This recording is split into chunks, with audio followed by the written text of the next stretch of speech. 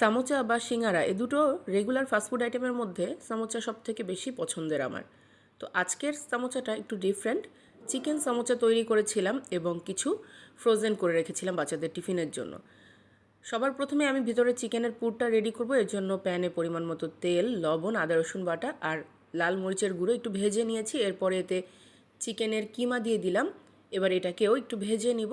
কিমা কিছুটা ভাজা হয়ে গেলে এতে গোলমরিচের গুঁড়ো, গরম মশলার গুঁড়ো, ধনিয়া গুঁড়ো, জিরার গুঁড়ো এগুলো দিয়ে দিলাম। সাথে দিয়ে দিচ্ছি সয়া সস। এরপরে এটাকে আবারও ভালোভাবে নেড়ে চেড়ে একটু ভেজে নিব। কিমা রান্না হয়ে গেলে এতে এবার কিমার থেকে দ্বিগুণ পরিমাণ পেঁয়াজ দিয়ে দিলাম। আমি এটাকে একদম মিহি করে চপ করে নিয়েছি।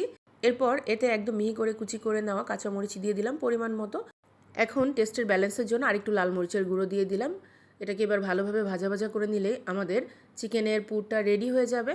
আমি অর্ধেকটা চিকেনের পুরের সাথে একটু ঢাকাইয়া পনির মিক্স করে নিলাম, কারণ পনির সমোচা আমার অনেক পছন্দের।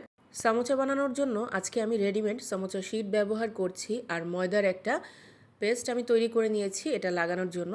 এখন এটা কিভাবে আমি তৈরি করছি সেটার কোনো নির্দিষ্ট আসলে টেকনিক নেই। আমি জাস্ট এভাবে করে ট্রায়াঙ্গুলারভাবে এটাকে পেঁচিয়ে নিয়ে প্রথমে পুরটা স্টাফ করে নিলাম, তারপরে এটাকে আবারও ভালোভাবে এভাবে ময়দার পেস্টটা লাগিয়ে আটকে নিব। এভাবেই আমি একে একে সবগুলো সামোচা তৈরি করে নিব। তো আজকে মোটামুটি একটা চিকেন ব্রেস্ট দিয়ে আমার এতগুলো সমোচা হয়েছে। এখন বিকেলের নাস্তার জন্য কিছু সমোচা ভেজে নিব, আর বাকিগুলো আমি ফ্রোজেন করে রাখবো বাচ্চাদের টিফিনের জন্য। তো আমি এগুলোকে ডুবো তেলে ফ্রাই করে নিচ্ছি। ফ্রাই করার সময় চুলার আঁচটা মিডিয়াম টু লো রাখতে হবে, না হলে উপরের শীটটা মচমচে হয়ে যাবে, ভেতরেরগুলো কাঁচা থেকে যাবে। তো এই তো আমার চিকেন পনির সমোচা রেডি। আজকে এই পর্যন্তই। আশা করি এই ভিডিওটা ট্রাই করলে নিরাশ হবেন না। নতুন ভিডিওতে আবার দেখা হবে ইনশাল্লাহ। সবাই ভালো থাকবেন, সুস্থ থাকবেন। আল্লাহ হাফেজ।